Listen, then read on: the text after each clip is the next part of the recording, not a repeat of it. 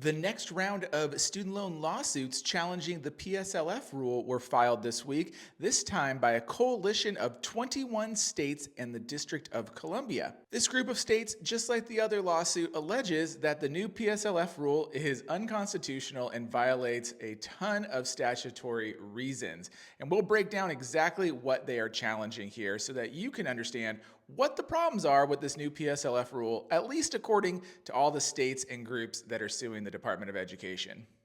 So, this latest lawsuit alleges that there are two main causes of action. First off, there is a statutory violation here in that the Higher Education Act clearly defines both what a qualifying employer is, and it also clearly defines what an qualifying employer is not. And so the Department of Education can't use rulemaking to change or modify something that was clearly written out by Congress in the law. Remember, rulemaking is designed to fill in the gaps that were not clear in the law. And in this case, the definition of a qualifying employer was very clear.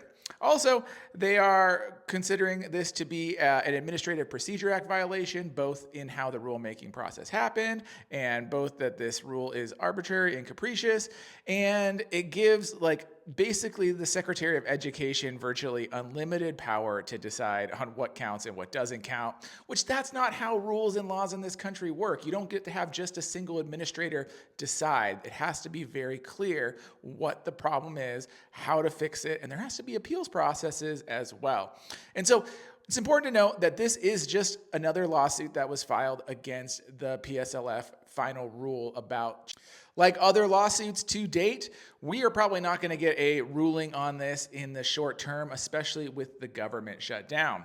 However, if the government shutdown continues, my bet is that these states will petition for a preliminary injunction to not let this rule go into effect, because they just can't keep delaying and not letting any rulings happen, because it could impact people in the future. So this is just the next rule. I want to keep you up to date, let you know exactly what's happening with it. But let me know your thoughts in the comments. Did you see this lawsuit? Are you in one of the states that are challenging it? Let me know. And of course, please share this with a friend that also needs to know these updates.